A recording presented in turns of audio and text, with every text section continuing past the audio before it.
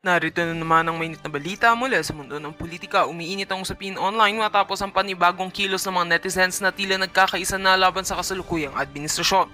Trending ngayon sa iba't ibang social media platforms ang hashtag na PBBM resign at hashtag tama na BBM, kung saan maraming nagpahayag ng pagkadismaya kay President Kuting ng Norte Jr. dahil sa mga isyu ng ekonomiya, mataas na presyo ng bilihin at di umano'y kakulangan ng agarang aksyon ng pamahalaan. Ayon sa ilang eksperto, ang ganitong pag-uugong sa social media ay maaaring indikasyon ng lumalalim na frustration ng publiko. Ilan sa mga viral na posts ay tahasang nagsasabing dapat nang magbitiw sa pwesto ang Pangulo dahil hindi na umano nito natutugunan ang pangangailangan ng taong bayan. May mga panawagan na rin mula sa ilang sektor na muling naglunsad ng malawakang kilos protesta upang ipahayag ang kanilang sentimento laban sa administrasyon. Hindi naman ito binaliwala ng palasyo. Sa isang pahayag, sinabi ng Malacanang na kinikilala nila ang karapatan ng mga mamamayan na magpahayag ng saloobin. Ngunit iginit nilang patuloy ang trabaho ng pamahalaan para tugunan ang mga isyong kinakaharap ng bansa. Nilinaw rin ng tagapagsalita ng Pangulo na hindi sila natitinag sa mga banta ng pagpapatalsik at mananatili umano silang nakatuon sa nation building. Sa gitna ng mainit na usaping ito, nananatiling tanong ng marami, makikinig ba ang administrasyon sa sigaw ng taong bayan o mas titindi pa ang galit at pagkilos ng mga netizens? Abangan ang mga susunod na hakbang ng pamahalaan at syempre, manatiling nakatutok dito sa aming news program. At yan nga, mabalitang ating pagkakatutukan at kung bago ka pa lamang sa aking channel ay huwag kakalimutang mag-like, share and subscribe para updated ka sa aming mga bagong balita dito sa TATAK Pinas.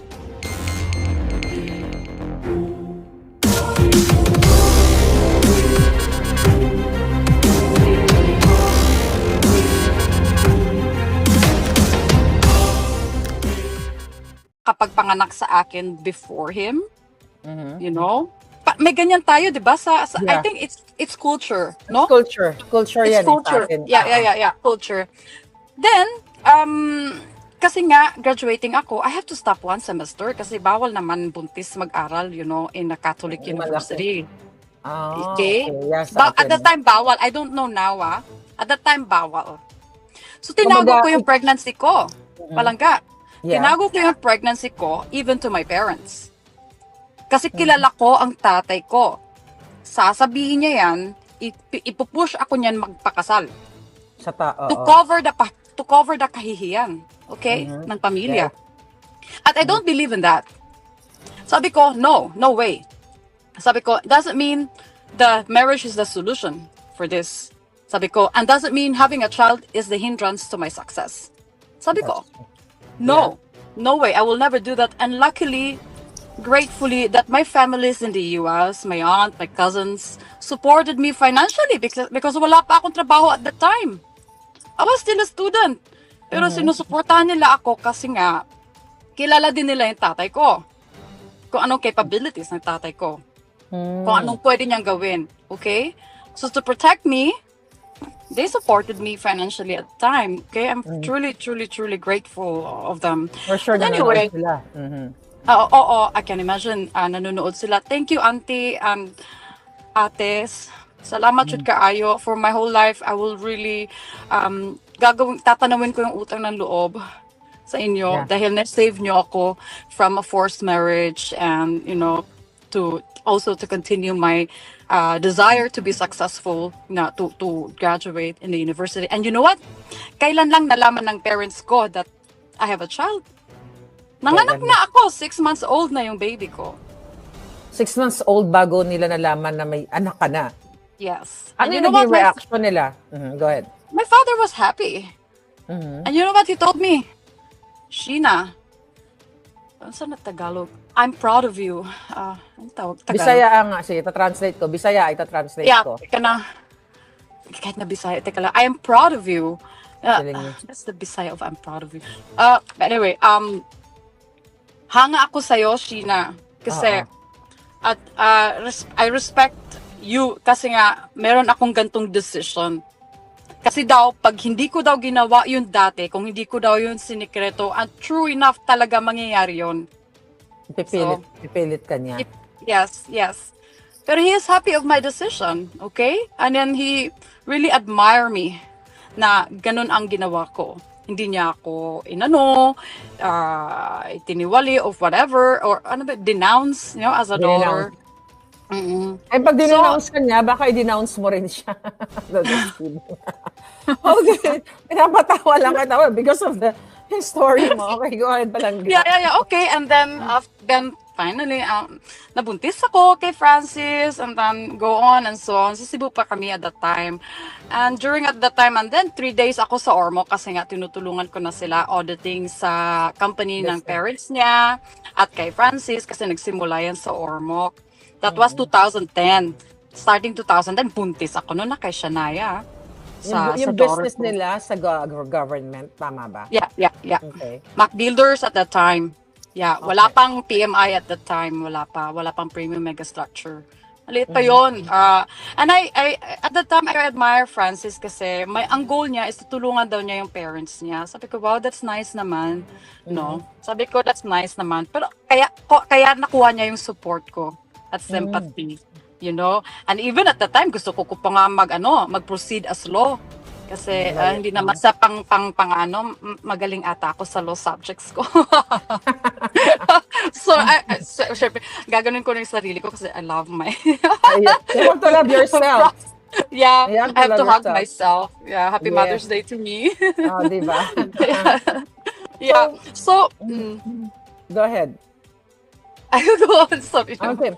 So, hindi ba, alam mo, natutuwa ako sa'yo kasi grabe yung pinagdaanan mo. Pinakulong ka nila, na-interpol ka, inagawan ka ng anak. Saan ka kumukuha ng ganitong braveness, ng lakas para harapin mo ang buhay na wanted ka rin sa Pilipinas, ipapagurgur ka rin ng mga kalaban, at ang kalaban natin ay ang gobyernong bakag. Pareho po kami ng situation, ha? Kasi nga, in-expose namin dito na ang nag-facilitate ng kidnapping or extraction ng anak ni Sheena ay ang First Lady, si Liza Marcos. At gamit ang government ni Marcos. Okay, si Sheena, saan ka kumukuha bilang isang warrior o matapang na ina sa ganyang, kumbaga, yun nga, katapangan? Saan? Saan ka humuhugot? Parang mas matapang ka yata kaysa sa akin. First and foremost, alam din yung mga classmates ko dati, no, na talagang palaban na ako, Basta sa tamang lang. If you know that you're on the right position, and right and correct, you will fight for it. You have that strength confidently, okay? Yes. Pero pag hindi ka, ewan ko lang, may ibang mga tao, okay, confident din naman sila kahit sinungaling ang inaano nila. Parang si Lisa Tanas, di ba? Yeah. Yes. Yeah, Alam mo ba, okay, go ahead. tinanong mo ko, where did I get the strength? Tinanong ko din ang sarili ko. Nung malaman ko, na grabe na pala ang death threats ni Francis. At saka yung mga bata, kasi hindi ako nagda-drive ng bulletproof car back then. And I refused as well to have a driver. Sabi ko kay Francis, pag magkaroon ako ng driver, that's no longer freedom. Pag magkaroon ako ng bodyguard, at the beginning, yes. I allowed it na meron akong bodyguard, isa, at saka driver, bodyguard at the same time. Pero it doesn't feel good. Hindi. Bakit ka daw ba bibigyan ng... Kasi syempre, bakit ka daw kailangan magkaroon ng bodyguard of just doing the right thing sa Pilipinas? Of the enemies, death threats, yeah. Yeah, yun nga eh. So, itong mga death threats na ito, itong mga enemies na ito yung enemy niya sa mga kontrata sa gobyerno. Yeah. Bakit? Yes. Dahil illegal ba ang kanyang mga kontrata during that time? Alam mo, pag may mga contracts na arranged, tapos may mga contractors na gagalit and they found out na hindi pwede yun, di ba? Kasi hindi fair ang bidding. Yeah. Which is nangyayari ngayon sa gobyerno ni Marcos. Yes. Hindi talaga fair ang bidding kasi sila ay nagpapabor katulad na nga lamang ng governor niyo dyan. Hindi niyo pala governor sa Cebu katulad ni Gwen Garcia. So, it's out of topic pero connected pa rin na nag-sign itong bidding na hindi dumaan sa tamang proseso. So, it's happening sa gobyerno natin ngayon, sa kasalukuyang gobyerno natin ngayon. So, ikaw, bilib ako sa'yo kasi matapang mo na ngayon hinaharap at sinasabi ang kwento ng buhay mo. Hindi kasi lahat ng mga babae o mga nanay kayang ikwento yung buhay na yan. So, i-fast forward ko na, I know later aalis ka, baka maubusan tayo ng time. Ipa-fast forward ko na, we can do another live again. So, kumusta na ang mga anak mo, Sheena, na in-extract sa pakikipagtulungan ng Marcos administration, ni Lisa Tanas at ni Francis Lloyd Chua? Nakausap mo ba sila recently? Well, today, nag-attempt ako magtawag sa isa sa mga yaya. I think it was Okay. an accident na nasagot niya yung tawag ko. Video. Oh. Kasi gusto ko lang, gusto ko makausap ang mga anak ko. It's very heartbreaking. This week, iyak ako ng iyak. But while umiiyak ako, tulo ang luha, tapos pero kinakagat mo yung ngipin mo, grinning. Sabi ko, kasi, kung ang mga anak ko, kung iba lang akong babae, or I'm a selfish woman, an irresponsible mother, no, at walang heart, no compassion, I could have easily given my children, Yeah. Oh, sa'yo na yung mga bata, I will have my free life, probably they will compensate me, but no, my children are not for sale, and I am not for sale. Hindi ko pwedeng pababayaan na apak-apakan nila yung rights ko. Okay, gusto natin mabuhay safely, peacefully. Pero sometimes there's a price in it that you have to fight for your freedom. Yes? So, And then, nakausap mo yeah. yung mga bata? Finally, yes. Nakausap ko saglit yung si Yung Shian yaya. at Shaquille. Yeah, ang yaya. Oh. Wala lang silang choice kundi nasagot kasi niya. First, sabi niya, "Hello, sir." Akala niyo, si sir niya ang tumawag, ako pala. Okay. So, well, that's good Hello, news. sir. Okay. Mm-mm. So, nakausap ko saglit. But I feel, syempre, mga anak ko, alam nila ang sitwasyon, alam nila ang truth Hindi nila nakalimutan? Hindi. Given na Imposible medyo- makakalimutan ng mga bata. I sense, even I ask my kids here, what do you think? I always ask them, what do you think of Shian and Shaquille? How are they? How do you read it? What do you think? Ganyan, tinatanong ko yan sila. Well, apparently si Shania, ayaw niya talaga makipag-usap sa tatay niya kasi minsan sumisingit si Francis, nandun pala siya, sumisingit siya, gusto niya kausapin daw si Shania. Si Shania ayaw makipag-usap sa kanya. But my Hindi, children, Pero itong they dalawang have- bata, itong Yeah. kinuha nila, nakausap mo, may nakapag-usap kayo ng paano Yes, mahaba ba, yeah. short? Ano yung message? ng mga short, bata? it was short. Sabi, kasi, di ba, papunta daw sila ng church. Nung kinausap ko sila. Sabi ko, Okay. that's good, anak, did you know? Because I always remind them ever since, the prayers of the children are powerful because these prayers are coming from innocent children. That your prayers will always be heard. Have faith in it, sabi ko. Show your faith through your actions, through your thoughts, by doing good deeds, being golden. Alam, sabi ni Shian, sabi ni Sarah, yes, mom, I remember that you've been telling this, that this, and Oh, that. nice. Yeah, mo, kaya nga, kahit ano pang manipula ang gagawin nila sa mga anak ko, or brainwashing, or trying to silence them, because they refuse the children to speak in court. Ayaw nila, kung ang mga anak ko magsalita in court, hindi yan maglalay. No. Dahil they have the truth. They cannot stop the kids to speak the truth. But apparently at the moment, the fight is not like that. The children were forbidden. The children were in the name of legal, the articles or the claims they choose. The kids are not required or could not go to court to say their opinion or the statement. Yes? But if it was only the other article where the rules of custody, the kids has to go to court and state their statement and say what is going on and what's on their what do they want? Well, how can they choose what, whom, where to stay or what? Itong gusto ko sana mangyari sa kanila because I am proactively and open to my kids, telling that you have the right to tell the truth, you have the freedom to speak, you are free to whatever you wish or desire to do, or to happen. Kaso lang, luckily dito sa Belgium, alam mo, ang mga bata, they have their own lawyer. Para both parents could never manipulate the kids. which is Sure. very good. Which is Pero- very good. Yeah, well, sa Europe kasi tsaka sa Amerika talagang yung rights natin dito pinoprotektahan. Pero sa case ng mga bata, siguro kasi may hinaharap, you cannot face them legally sa Pilipinas laban sa custodial o sa rights mo sa Guardianship. mga bata. Yeah, guardianship. Kasi nga, hindi ka nga makauwi sa Pilipinas the fact na ikaw ay asylee ka, right?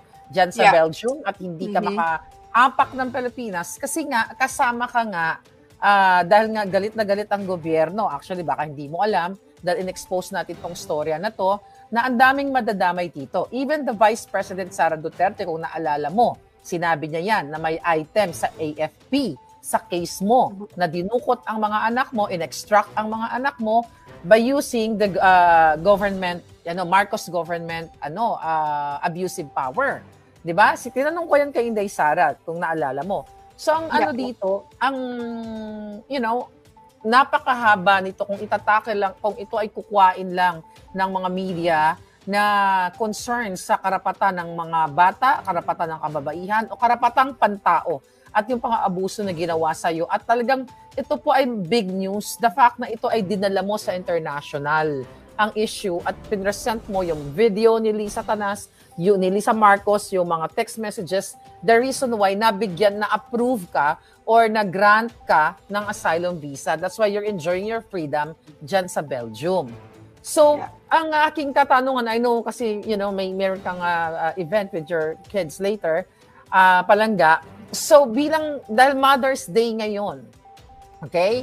Hindi pa tayo sinasagot ni Maria Lourdes Barcelon, ang asawa ni Teddy Boy Locsin, na naging kasabwat ni Lisa sa pag-ayos ng mga fabricated crime. Hindi pa sumasagot si Lisa Marcos. Nakitang-kita sa video na nanghimasok siya o nag-intervene o nakialam dito sa kaso ng iyong marital issue lang ito or domestic issue.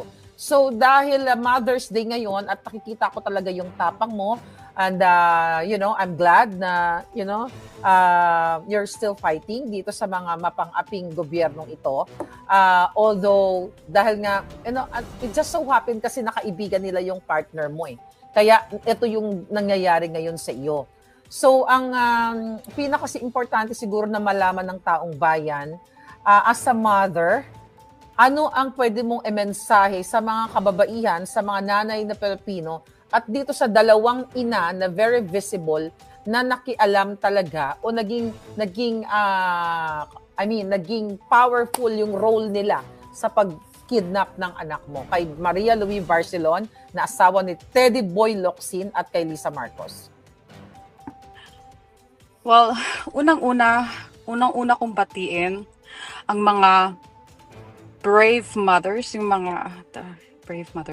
mga isog, matatapang na mothers na pilit nilang sinasilence, okay? Pilit nilang i-limit ang kanilang voice. I am so proud of you and you are not alone. I know it's not easy. Hindi easy. It's not easy na lumabas at ibigay yung inyong rights, ilatag ang rights nyo. Pero ito lang ang masasabi ko sa inyo, ang mga anak nyo will be proud of you. Tulad na lang ng ina ko na lumaban din siya, pero another way. Okay? Pinili niya na maging matatag ang kaniyang mga anak sa piling niya. At merong at nung kahit na abuso siya ng kanyang asawa, pinili niya pa din ang kanyang mga anak na magkaroon ng buong pamilya according sa mata niya at sa society, at sa culture. Pero sa totoo lang, deep inside in her, she's already broken. Okay? I can feel that, and I felt so sorry that I could not empower her. During my time, sa time ko pa na active ako sa beauty and wellness kong business sa Pilipinas, particularly in Cebu, ang dami kong mga kliyente. Mga babae din, okay? Some of them experience abuse from their husbands or a difficult home situation. That I'm so glad that I became there. Parang, counselor.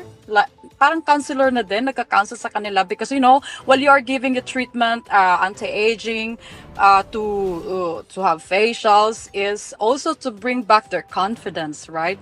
So at the same time, while I'm doing the treatment, they're sharing their stories with confidence, and then I give them advice as if I reflect myself to them and to my mom. Okay, sabi ko, I have empowered the women that na mayroong problema din sa bahay. But I could never empower my mom.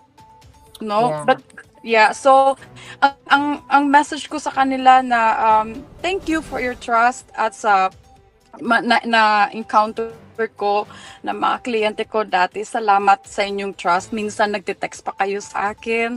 Maraming salamat sa prayers niyo and maraming salamat in fighting for your rights. Finally, kahit it took too long, no? But finally, you had your justice.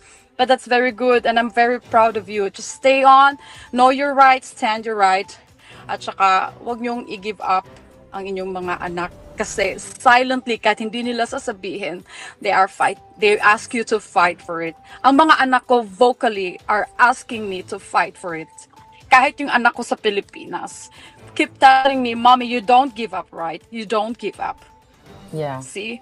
Yeah. Kahit na malayo kami, sinasabi niya. So, yeah, for Lisa and Maria Louie. Maria Louie, Matatanda na happy to mga Mother's to. Day to you both. Yes, and sana, I don't know where you got the conscience, how you see the situation. I'm not sure if you are able to go out and speak. I don't know how. Yeah, it's not my position or not my business to tell you what to do. Pero gusto ko lang ipaabot ang mensahe na ako po ito na biktima dahil sa ganitong sistema that I could not imagine kung kayo nasa place ko that you will be tormented. I do not know what will be your reaction. Yes? On my side, you asked me earlier, Palangga, right? That saan ako kumukuha ng strength? Kumukuha ako ng strength particularly from my children. One, because they asked me not to give up. It's a huge, huge, huge pressure. Yes. But I'm honored to do that.